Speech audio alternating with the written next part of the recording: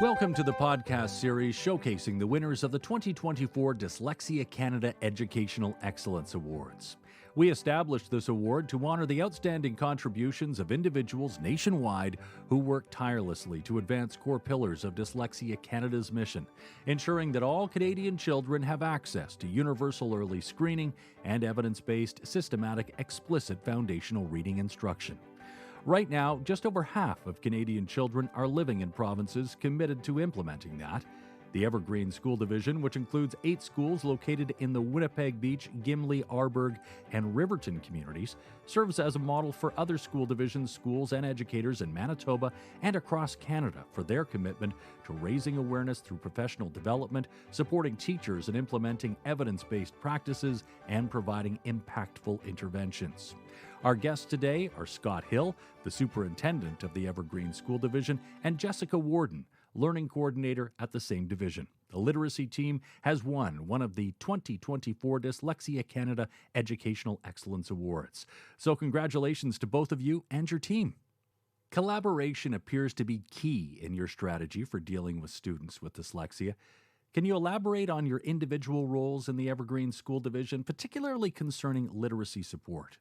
Yeah, thanks so much. As superintendent, I think my main role in this respect is to make sure that our division has really effective staff and that we have the right people in the right places. As you said, teamwork is so important to this work, and so making sure that I support the time for people to collaborate and to work as a team. I'm the learning coordinator for Evergreen, and my job is to direct both clinical services and curricular programs at the division level. In 2019, I was hired as a student services coordinator, and at that time, student services and curriculum and instruction operated as distinct departments. At that time, Scott had a vision that there would be no departments and that we would have more collaboration between clinicians and consultants. So I think it took us about 2 to 3 years, but now we act as one team of clinicians and consultants. And we're all working pretty tirelessly toward ensuring every student in our division is able to read proficiently. So on my team, we're small but mighty. So that includes Brittany Morrish, our speech and language pathologist, Della Magnuson, our literacy consultant, and Melissa Kushner, our school psychologist. We have an intervention teacher in each of our early middle schools. Our principals are a huge part of our literacy team, and then most importantly, our classroom teachers, who have been using a critical lens when implementing new curriculum and resources, but who still have a willingness to try new things and who have been incredibly patient as we navigated a pretty major change in assessment, instruction, and intervention. It seems one of the most challenging things with this is always trying to get people to buy into it. So was that a challenge for you at the beginning? Yeah, I think it's fair to say that anytime you undertake a major change, it can be a bit challenging to change people's mindsets, but also their practice. You know, particularly when people have been teaching a certain way for a long time, whenever anything is new, it's a little bit difficult. In education, also, we have a tendency to sometimes follow fads, if you like, and so I think teachers are wisely a bit cautious about just jumping into every new thing that comes along. So yeah, I think that was, for us, one of the challenges. How about you, Jessica? Yeah, I think that some people have had a harder time than others switching over to a new way of doing things, but there have also been a large number of teachers who have really embraced a change. We have a group of teachers who were embracing this prior to us even starting our initiative, and so leaning on those people for support in introducing something new, I think has been really helpful in showing other teachers that there's a different way of doing things. Many provinces are moving forward with screening and evidence-based instruction, but as of yet, Manitoba has not indicated that they are moving forward with these changes. The Evergreen School Division has introduced universal screening for dyslexia and reading challenges and has been implementing evidence-based reading instruction. So, Scott, what motivated the decision to proceed with this implementation proactively ahead of any provincial requirement to do so? Teaching students to read is the most important thing that we do. And so it's foundational to all kind of scholastic learning, of course. But we really feel that it's foundational to making sure that kids are in good stead to become citizens who can fully participate in their community, in our democracy. So it's incredibly important. So anything that's attached to the teaching of reading has a level of urgency to it already. We had an early years teacher in one of our schools begin trying and learning about Orton Gillingham training a few years ago. Maybe that was 5 or 6 years ago even. And this was probably the beginning of our interest and generating a lot of curiosity about some of the new thinking, newer to us thinking about reading instruction. And then actually the pandemic presented a bit of an opportunity for us to expand that training based on the accessibility of lots of online training around Orton Gillingham through a local provider here named Valdine Bjornsson. And so I guess as we trained more teachers, as we learned more about the research evidence around reading instruction, as we learned more about the human rights inquiry in Ontario, it just became more and more clear that it was important for us to act and not wait for the outcome of a similar inquiry here in Manitoba.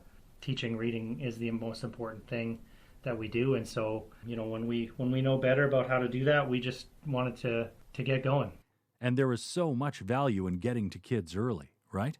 Absolutely. I mean, I think the early identification of challenges for kids is so critical, in all aspects of what we're trying to do, but I mean, especially in reading.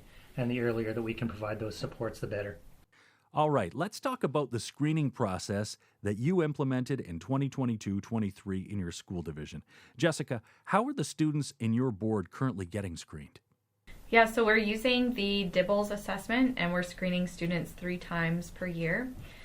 So students complete subtests that test discrete reading skills, and school teams use those assessment results to create intervention groups, use the DIBELS progress monitoring tools to ensure students are making progress according to their aim line. So some of our classroom teachers are also using those progress monitoring tools that come with the DIBELS assessment to inform the effectiveness of their small group instruction.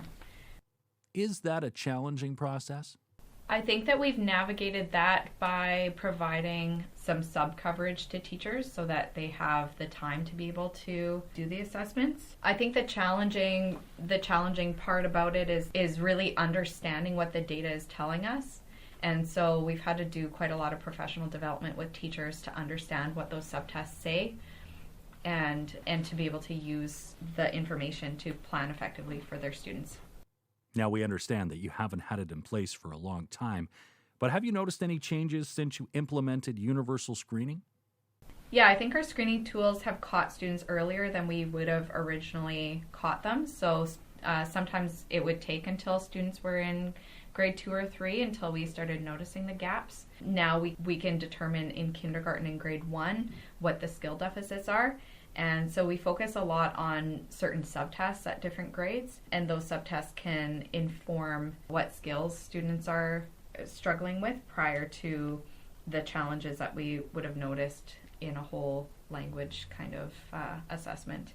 So the early interventions that we're able to do in kindergarten and grade 1 are supporting students in mastering those skills early so that they stay on their aim line to meet benchmarks. Scott, are you seeing the same thing right across the division? Yeah, I mean, I think for us, the successes that we're seeing early or in the trajectory for students are really important, and they've in fact informed a decision that our board has made to move from part-time kindergarten, which was previously 3 days a week. We're going to move to full-time kindergarten next year. And there were additional reasons behind that shift, but one of them was certainly the benefits that we were seeing to providing reading instruction in this way and also doing these early assessments and helping us to close those gaps early. Jessica, the ESV is ensuring that students receive personalized and impactful intervention for their reading needs. So what's currently being implemented in terms of evidence-based reading instruction in the classroom?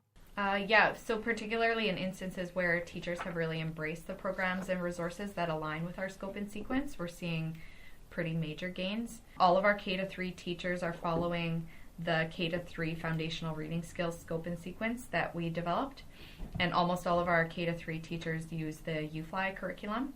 Our intervention teachers are also using the UFly curriculum, as a percentage of our students require many more repetitions of discrete concepts so that they can achieve skill mastery. Have you noticed any improvements, or do you have any success stories to tell us about? Well, I know for me, I mentioned kindergarten, and I was in a kindergarten classroom in early December this year in one of our schools and was just blown away by the level of student engagement that I witnessed while the teacher was teaching in this evidence-based way for kids to learn reading early. And so the students were able to read CVC words, very simple three-letter words, quite early in their time with us. And for me, that was quite compelling. I mean, it was just a joy to be in the classroom. Our classrooms, of course, are diverse places with a diverse set of learners, but it was a great community of learning going on there. And yeah, just really impressive to see. How about you, Jessica? Yeah, we also have parents calling our schools to say that their kids are picking up books at home without prompting. So students who, prior to having received the classroom and the Tier 3 interventions, wouldn't have been the kids who would pick up books independently at home. So they're calling to say that their children are reading at home without them nagging them to do so, and they're becoming more confident in lots of areas of their life, not just academically. And some of our teachers are saying that the problem behaviors are decreasing with individual students as their reading achievement increases.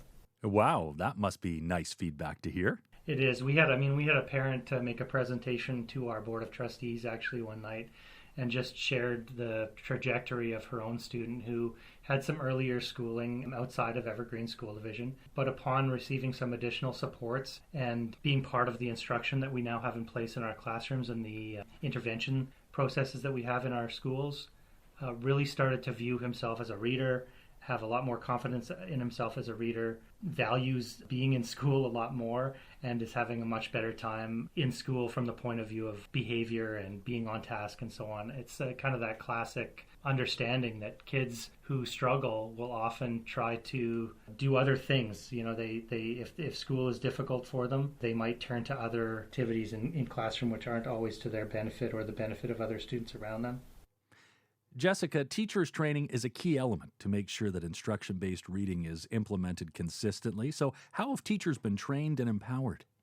Yeah, so Scott mentioned that we received some Orton Gillingham training early on, and we started with our intervention teachers. We quickly realized that this was information that we wanted all of our teachers to know, and so all of our early years teachers have been trained in Orton Gillingham. We tried as much as possible to consult with our classroom teachers through the process by asking for feedback on our scope and sequence. We kept that in draft form for a year and made quite a few changes before having it as a mandate in the fall of 2022. We also brought in teachers to review resources and programs and decodable readers before landing on the ones that they liked the best. So while the scope and sequence was mandatory, the programs and resources were up to the teachers to decide. Most of our teachers liked the UFly curriculum the best, and so we landed on that one. We quickly changed our approach from a model of PLCs to a residency model approach. And our literacy consultant was able to model lessons for teachers and kind of get that buy-in from them. So I think there's still a lot that we can do in terms of ensuring teachers feel a sense of agency and autonomy in this initiative. But we have done quite a lot of specific training in structured literacy, and certainly our speech and language pathologist has been essential in that process. It certainly sounds like it's ever evolving. So what's your vision for the future now as you try to improve literacy levels for all students? Well, from my perspective, I think, as I mentioned earlier, moving to full-time kindergarten in our division, I think, is really something that we think is going to put our kids in good stead to do well throughout their school experiences and beyond. And really, we think of the importance of reading as being critical to the full K-12 trajectory for our kids, so that while they're learning to read, certainly, this is very important and impactful, but we think it's also going to have benefits for the time when that switches more towards reading to learn. And as kids move into the high school years, they'll reach even greater heights in their literacy journey. So that's kind of how we see the long-term impact and benefit. And as I said at the outset, this is a foundational part of students being able to realize their full potential as citizens in our communities and in our democracy and fully participate in the democratic conversation. I think that we also don't want structured literacy to be kind of denigrated to just phonics instruction. And so while that's been a huge shift for us in direct and explicit teaching of phonics, We also have quite a bit of work happening around the division that focuses on fluency, including repeated reads, and building that fluency through content-specific knowledge and building that background knowledge. And we're also developing a strategies guide to support the language side of the Scarborough's reading rope. So we don't want to just reduce this to the word recognition and decoding side of that reading rope. We want to make sure that we're promoting the language as well. How closely are you watching what is happening in other provinces? Well, I think for us, as I mentioned, the human rights inquiry in Ontario was a pretty big part of enhancing our sense of urgency. And then, we hear occasionally about the work that's being undertaken in other provinces. We looked to, I think it was New Brunswick early on, and around some of the scope and sequences pieces. And so we do kind of pay some attention to that. But as I mentioned, the human rights inquiry in Ontario was really a key driver for us. We've also made some friends in other provinces. So we're part of a research collaboration with Memorial University in Newfoundland. And we've met some people in Alberta and some people in Saskatchewan and some in Ontario who are embarking on some new initiatives. And so we're keeping in contact with them just for support and collaboration. Now, this isn't mandated in Manitoba yet, and we all know how busy teachers are, so I'm sure you must have gotten some pushback, and I wonder how you convince teachers that this is the way to go. Yeah, we're publishing research with Memorial University right now that talks about the social networks that we've used to kind of get this going at more of a grassroots level and giving teachers some agency and empowerment in seeing themselves in the initiative. So I think a big part of our success story has been through the residency model and having our literacy consultant go in and support classroom teachers and bringing those teachers in as much as possible. So anytime we start something new or have a new program to try, we try to get feedback from classroom teachers before having anything that's too much like a mandate. One of the things we found as well is that, and I think this is probably important to the journey that other people might undertake, is in our own communities, in our own among our own staff, lots of people have a personal story attached to the challenges that family members have had in learning to read, the struggles that they've experienced with reading, either specifically dyslexia or otherwise. And that personal attachment for some individuals can really be harnessed to help move things forward. As people share their own stories and talk about some of the successes they have early on when they try new approaches in circumstances where otherwise they've not had success, those are powerful and inspiring stories to help move things along. And so that's been part of our experience that I expect is pretty common when people dig a bit. So I think that's something to note as well. Scott, do you have any advice for superintendents like yourself that have started implementing evidence-based reading instruction and universal screening? Well, I'm not sure I'd characterize it as advice exactly because everyone's context is so different, but I can note some of the contextual pieces here that have made a really big difference. So one is certainly that we're a really good size here in Evergreen to make system change. We're not a really large school division at all. And so that really helps in terms of the kind of connections that people have across our schools and among our staff, and our ability to provide training and support to a good bulk of our teachers in a short amount of time. So that's one piece. We really have a team approach, as you mentioned at the outset, and so our divisional team includes our clinicians, and our ability to bring a breadth of experience and expertise to bear on a challenge has been really important for us. Our principals, this is the third point I would make, our principals are absolutely dedicated to making sure that every student succeeds, learns to read, and they're also really committed to evidence-based practice, so that's a key part. And our teachers, of course, are crucial and play the most impactful role in the lives of our students. And we have teachers who are open-minded to trying something new, who have, of course, an appropriate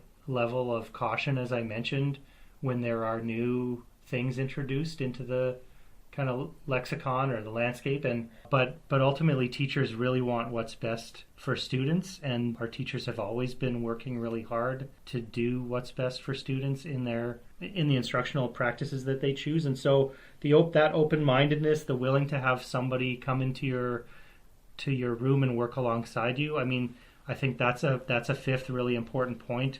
When we were able to provide job-embedded professional learning for teachers, where it was really shoulder to shoulder, a person beside them to show them what it could look like to try a few new practices, add some things to their toolkits, that really has made a really big difference too. So I think that support, that level of support in the classroom just when they need it, is really important for teachers to see what it can look like. So those are contextual pieces for us that have been really important. Do you think other Manitoba school divisions are closely watching what you're doing? We've had a number of school divisions reach out for support, either asking to see our scope and sequence, asking how we got started, and then we've had a few divisions come out to see it in practice.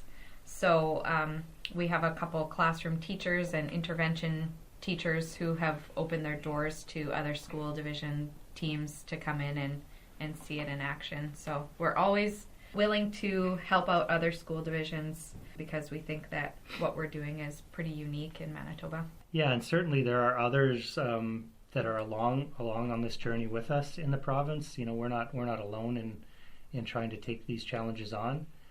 It's a little bit different in some of the really larger school divisions to try to make this kind of change in a short amount of time.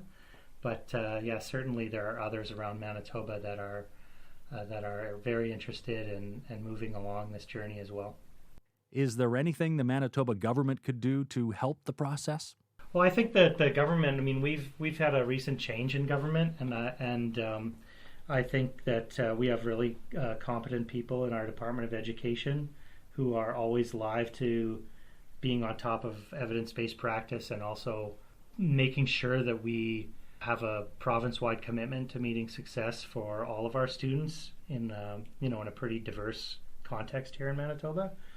And so, I mean, I think that one of the things that I'm really pleased about in Manitoba is that a school division like ours has the opportunity, the size that we are, to set our own priorities, pursue the research that we've done, and try something new. So in Manitoba, there's not been a really heavy hand around what divisions undertake and what divisions pursue as priorities. And in our case, I mean, that's really something that has given us the freedom and support to take this kind of challenge on in the way that we've done so. So that's something that I'm really appreciative here. It certainly sounds like you've seen your fair share of success there, and I imagine that must be very exciting for you both. It really is. I mean, we hope that there's more to come. Every success story that we hear from a teacher or a parent or a principal is fuel that drives us to go even further and continue to do our best by the kids that come to us. Any final thoughts, Jessica? Oh, I'm just really proud of everyone that works for Evergreen.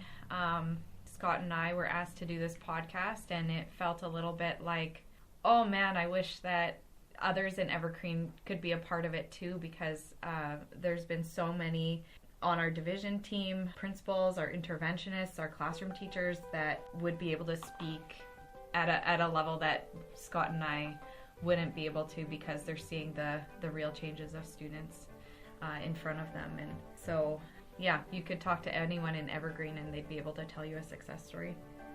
And it's really a team effort. I mean, I think that's part of what Jessica's getting at, is that this isn't one or two people driving something. It's a real team approach. And I think partly due to our size, it really has involved everyone. We've required everyone to chip in and do this work. Well, congratulations again on winning the award, and thanks so much for joining us on the podcast. Well, thanks so much for having us. It's been a real pleasure. Thank you. Thanks for listening to this episode of the series showcasing the winners of the 2024 Dyslexia Canada Educational Excellence Awards. To learn more about this year's winners, visit dyslexiacanada.org, where you can read a blog about each of them. Now stay tuned for our next episode.